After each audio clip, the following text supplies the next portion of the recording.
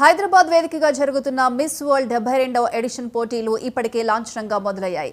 ఇందులో భాగంగా ప్రపంచ దేశాల నుంచి తరలి వస్తున్న అందాల భామలకు స్వాగతం పలకడానికి ఉమ్మడి వరంగల్ జిల్లా సిద్ధమైంది. కాకతీయ కళా జగతిని, సంస్కృతిని ప్రపంచానికి చాటేలా ఏర్పాట్లు పూర్తి చేశారు. చారిత్రక ప్రదేశాలను సర్వాంగ సుందరంగా తీర్చిదిద్ది ఓరుగల్లు ఘనతను ప్రపంచ సుందరులకు వివరించడానికి జిల్లా అధికార యంత్రాంగం సర్వం సిద్ధం చేసింది.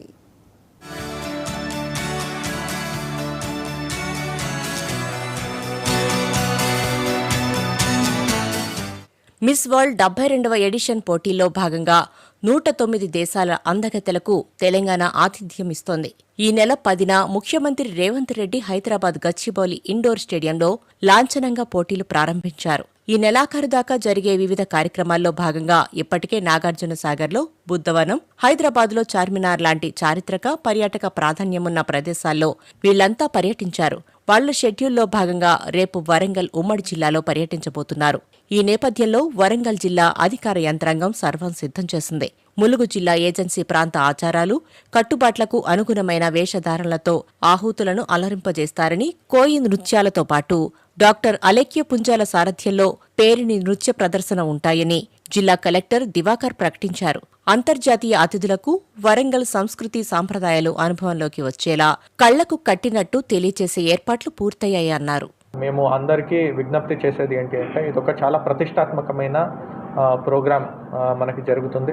తెలంగాణ కల్చర్, తెలంగాణ భాష, తెలంగాణ సంస్కృతి, తెలంగాణ ఫుడ్ ప్రతి ఒక్కటిని మనము ప్రతిబింబించే, మనము ఇంటర్నేషనల్ స్థాయికి ఎక్స్పోజ్ చేసే ఒక అవకాశం. కాబట్టి దీంట్లో కేవలం అడ్మినిస్ట్రేషన్ తరపు నుంచే కాకుండా ప్రజల నుంచి, పాత్రికేయ మిత్రుల నుంచి కూడా మనకి 100% కోఆపరేషన్ ఇవ్వాలని అందరినీ మేము కోరుకుంటున్నాం.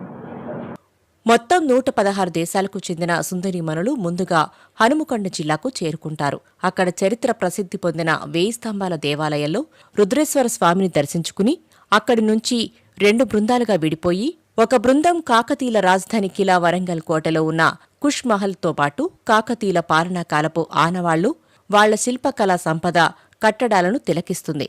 రెండో బృందం యునెస్కో గుర్తింపు సాధించిన రామప్ప దేవాలయాన్ని సందర్శించి అక్కడ శిల్పకళా నైపుణ్యాన్ని, ఆధ్యాత్మిక వైభవాన్ని కన్నులారా తిలకిస్తారు. సాయంత్రం 5 గంటల ప్రాంతంలో రామప్ప ఆలయానికి చేరుకోవాల్సి ఉండగా పూర్తిస్థాయిలో పోలీసు బందోబస్తు ఏర్పాటైంది. ఈ ఏర్పాట్లను ములుగు కలెక్టరేట్లో ఎస్పీ శబరీష్ మీడియాకు వివరించారు. ములుగు జిల్లా రామప్ప టెంపుల్ విజిట్కి రావడం జరుగుతుంది. సో ఆల్మోస్ట్ 35+ కంట్రీస్ నుంచి కంటెస్టెంట్స్ వస్తున్నారని మాకు ఇన్ఫర్మేషన్. సో దీన్ని బట్టి చాలా పటిష్ట బందోబస్తు కూడా ఏర్పాటు చేయడం జరిగింది. కాన్వాయ్ కానీ ట్రాఫిక్ ఇష్యూస్ లేకుండా, పబ్లిక్కి కూడా ఎలాంటి ఇబ్బంది లేకుండా CCTVs అదనపు ఇన్స్టాలేషన్ చేస్తూ, సో సెక్యూరిటీ మెజర్స్ అంతా చాలా ప్రాపర్గా ప్రిపేర్ చేసి ఆల్మోస్ట్ 1000 పోలీస్ పర్సనల్ని డిప్లాయ్ చేస్తూ బందోబస్తు ఏర్పాటు చేసి రిహార్సల్స్ కూడా చేసుకోవడం జరిగింది.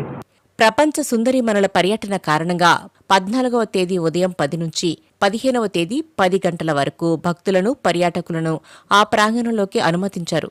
ఈ కార్యక్రమాన్ని దృష్టిలో పెట్టుకుని భక్తులు సహకరించాలని కోరారు.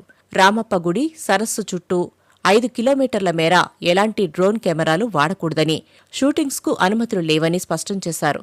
ఎవరైనా నిబంధనలు ఉల్లంఘిస్తే చట్టపరమైన చర్యలకు అర్హులవుతారని ఎస్పీ హెచ్చరించారు.